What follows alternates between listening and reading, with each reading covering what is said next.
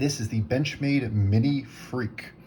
And this is the newer version for 2023 in M4 and sculpted G10.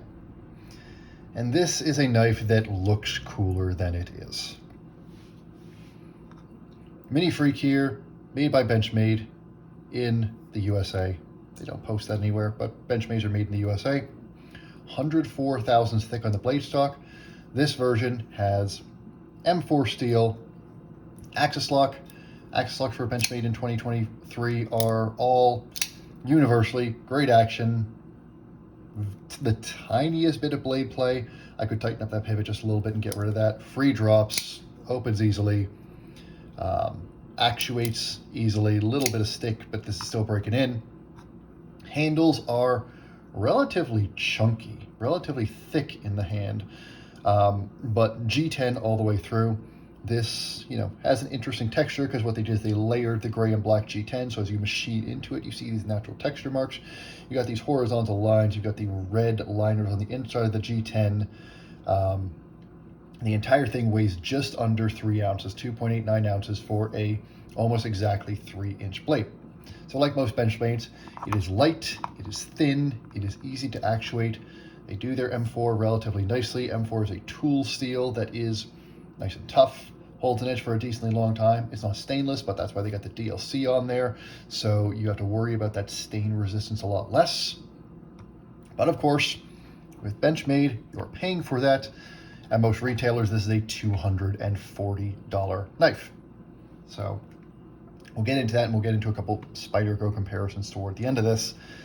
And the fact is, this is a cool knife. This is a fun knife. This is the smaller brother of, I don't have one with me, but the Super Freek, which came out in this exact same configuration, identical G10, identical blade here. The Super Freek, the full size, the blade stock was a little bit thicker. They have thinned that down for this mini version, but it's all the same aesthetic choices, just in a 3-inch package. This handle, we'll start with the handle. I've got more good things to say about the handle. The handle is very nice. You don't really have a choil here. In fact, this isn't a choil at all. If I try to put my finger up here, I am catching some blade edge there. So you can't really choke up and use this. You got a little bit of jimping right here, a little bit of jimping right there, but you got to hold this knife back here behind this big old hump. But once you're behind that big old hump, you got some little choil here. You got a flat section there, but you've got tons of contouring and machine work on this G10. And it is super secure in the hand. There's a little bit of texture here. There's big flats milled out here. This feels nice in the hand. It feels like, it's very nicely rounded. It's a pretty thick handle for such a small knife. If you compare the blade stock here to the handles, each of these handle scales is significantly thicker than the blade. So it feels like a larger knife in the hand because of how thick these scales are. And the blade nests nicely within those scales, so it doesn't become too big in the pocket. At 3 ounces with this profile, if I compare this to a Para 3 here, significantly smaller footprint in the pocket than your Para 3. And, thickness-wise, thicker than the Para 3. So it's less real estate that way, but a bit more real estate that way, despite having a significantly, let me do it this way, a significantly thinner blade. 145 thousandths, 109 thousandths, something like that. So a much thinner blade when you compare it to the Para 3. Now with tool steel, with M4, that blade thickness is a bit less of an issue. M4 is a steel that you can beat on.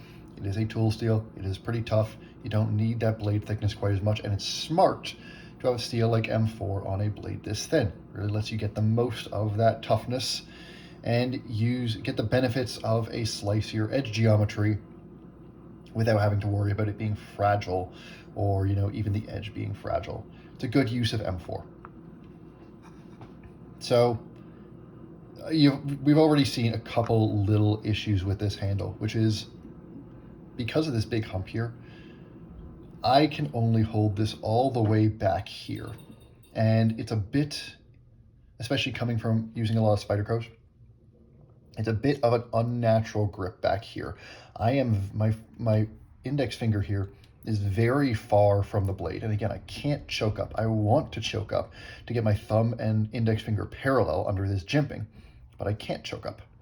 I have to have the blade all out way in front of my hand, which means especially as I go into smaller detail work, I can try to clamber up like this, and that works okay, especially since I can anchor my thumb on the thumb stud. But even this I don't have as much control over the blade as I would if there was a full choil here, which doesn't matter quite as much on a knife like the full-size Freek that you're going to be beating on and is a big knife, but on a smaller knife, which you're going to use for more detail work, does start to become a bit more of an issue and does feel a little bit more like it's holding the knife back. And the fact that it's thick this way, this way, leads to a great ergonomic experience, but it does mean it takes up more real estate in the pocket than a lot of other small knives. It doesn't in this dimension, but it does very much so in this dimension. And you will feel this in your pocket because it is so thick, not because it's heavy, not because it's fat, but because it's thick. But the real issue that I have with the Mini Freek, and it isn't specific to this version, this was the same on the S90V version that's been out for a few years, is this blade. There are a couple good things about the blade. Thin blade stock is great. And thin blade stock that has this much room to drop, it comes down to a very thin edge. For cuts where you're just using this edge and you're passing through lots of material, or using this belly and you're slicing through things, it's very nice. But the problem comes when you look at this overall blade shape and you think about the sort of stuff that you would be using a knife of this size for. You're not going to use a 3-inch knife as a skinning knife, and you're not going to be using a 3-inch knife to be cutting down cardboard box all day and things like that. But the way that this blade is set up, the edge is just under the pivot, and the edge is basically even with your fingers when you're holding the knife. It's not below your fingers. Again, I will bring out, I'll bring out one of my favorite 3-inch EDC knives, the Sage here. You can see, actually, the edge is about even with my fingers here, but it's really the tip. If you look at the tip here, the tip on the Sage is below the line of the pivot. And so if I want to get down into stuff and use that tip for things, it's relatively natural to get that tip down into whatever material I need to. And if I look at something like I take one of the Secchi City Spydercos, that tip is low, it's easy to get down into what I want. On the Mini Freek, the tip is super high. The tip is almost in line with the top scale of the knife, and it's way above the pivot. What that means is that it is almost impossible to get this tip down into anything. And if you're trying to use the bottom of this edge, you're dealing with this big swooping belly that's kind of fighting against you. And it's hard to get just the edge of this knife into stuff without getting too far into. If I've got the edge of a box here, it's hard. It requires a lot of precision control. And you can see my finger wants to choke up even though it really can't, to get just the edge of that to cut into something without dipping further into the box that I'm trying to cut open. Or if I want to, just cut something out, let's, again, compared to the Native. On the Native, I can just crook my finger a little bit and drag that tip right across. And it's easy to do. On the Freek, it's not. This sort of high tip, big belly knife works really well when you're going to be using the knife to do big slicing cuts through a lot of stuff, but you're not going to use a 3-inch knife for that.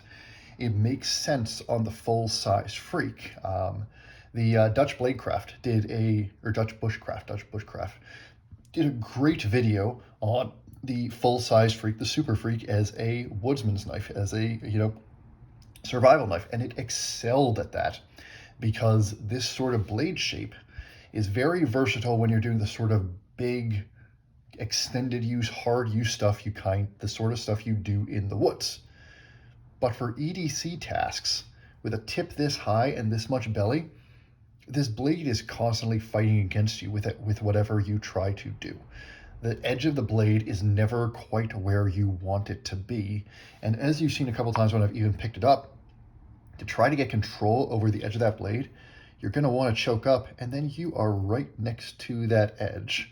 And if you slip even a little bit, you're going to cut your finger pretty badly. I have done that a few times.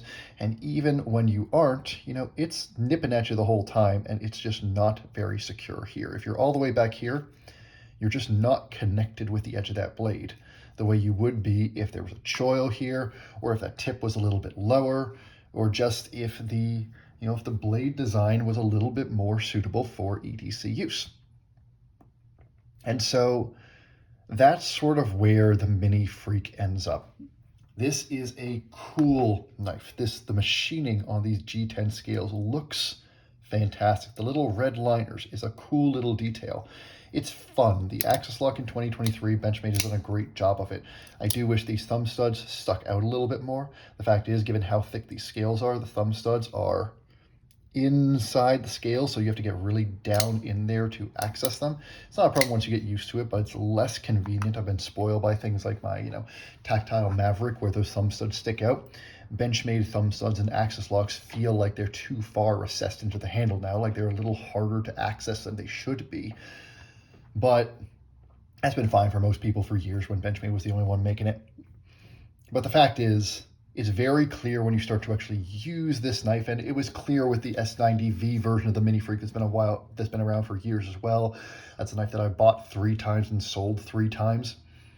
This blade shape just doesn't work well for a lot of EDC tasks. For the stuff that you want an EDC knife for, this high tip, big belly blade shape, despite coming down to a great edge and despite being objectively quite sharp, is just a little hard and awkward to use in this form factor.